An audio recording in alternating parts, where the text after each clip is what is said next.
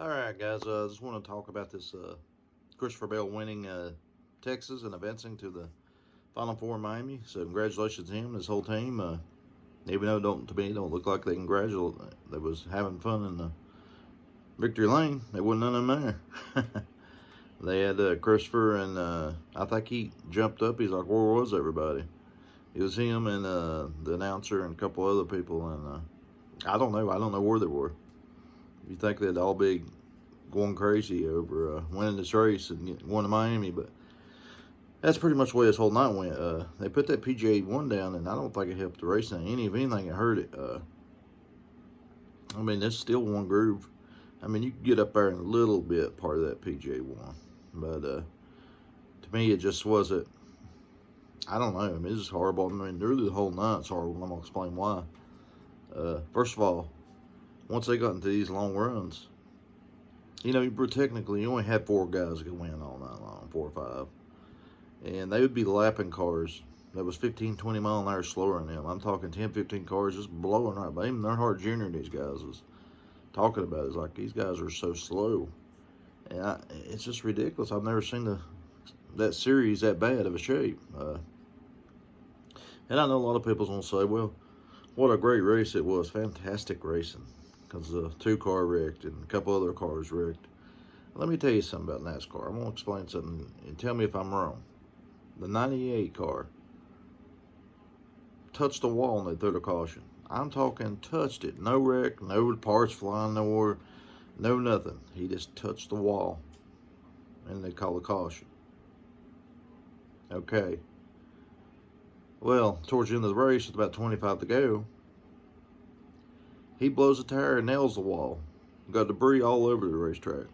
No caution. So now you explain it to me. Now, whenever a guy touches a wall, there's a caution. And the same car later on destroys his car and they don't throw yellow. What's up with that? I mean, that's just inconsistency. That's the reason why a buddy of mine put on Facebook, was at the race, said they might have been 500 people there. Now, you got this humongous state of Texas, big racing fan state. 500 people shows up? You find that more than that at your local dirt track. NASCAR's got some issues, and they're going to get it fixed. They're going to get it fixed quick. I mean, that's sad, the playoff race to be that bad. And I blame NASCAR for doing it. They put themselves in a position to where a lot of these race teams are starting and parking and running around out here. Half the field's just saying, hey, we're just here for a paycheck. We don't care if we win.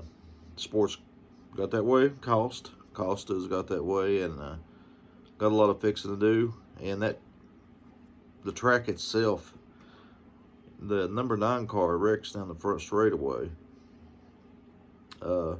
Destroys his car because they won't put turf down. That's another thing. You got this big facility, and they can't take 2 or 3 days to put some turf down and make it to where these cars don't get destroyed. That's ridiculous on my part to see a car get demolished because they're so low to the ground. And then you got to sit there 10 laps under caution waiting for them to clean it up just for a guy spinning out in the grass. I mean, just spun around in the grass. That is ridiculous. So, at 10 laps caution out, they even stopped him on the racetrack. I'm like, come on. And then they tell the guy, I think it's Noah Gragson, to pull off the racetrack because he was leaking oil or something, and he just keeps driving around. Penalize him. Don't let him race next week. Say, look. And Tony Stewart's got a great point. Tony Stewart said, hey, he said these drivers are just whiny and wimps nowadays, and I agree with him 100%. He said he would take on Denny Hamlin and Joey Logano at the same time. Said he'd beat the hell out of both of them. And I believe he could. I mean, it's like Tony said, there's Joey hiding behind the pit crew, remember, acting like he's throwing a punch or something. I mean, I know I could. I went there. I would destroy Logano or Hamlin. It wouldn't take me but about 10 minutes and they'd be gone.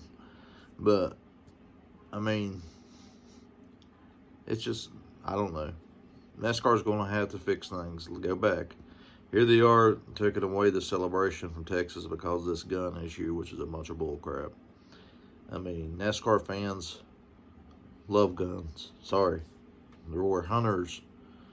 We love doing stuff. And here you are trying to take away from the fans. No wonder there wasn't 500 people there. You know, for all I may know, they may have been protesting it and stuff. I don't know. It's just hopefully the cup race will be better. If it's just that one bottom groove, it's just going to be just like tonight. Christopher Bell winning by 5-6 seconds. He was on cruise control there the last 10 laps. If we'd had a long run, he'd won by 20 seconds. So, yeah, I don't know. I just don't get it. My thought on it, I was wondering why I hadn't watched many Xfinity races this year, and I guess that's kind of why. I think they've been better off if they wouldn't have run Texas. Not because of the Speedway or Texas, just NASCAR itself. A night race at Martinsville last week would have been fantastic. You'd had fans in the stands. And you had a lot better racing for trying to go to Miami. So, I don't know. We'll see about the future, guys, but that's just my take on it. But congratulations to Bell, man. Heading to Miami, going to win that championship. He could be possibly my future driver after Truex gets out of there in about 4 or 5 years. So, we'll see what happens with that. But, yeah, let's hope for a good cup race, guys. Sorry for the rants. It's the way I feel whenever I watch on TV. And if you guys say I'm wrong about it, just watch the replay. The 98 car just touches the wall. I mean, literally touches it. No debris, no nothing. And they throw a caution out. And at the end of the race, he blows a tire, nails the wall. There's rubber flying all over the racetrack. And no yellow. So, explain it to me. We'll catch you guys later.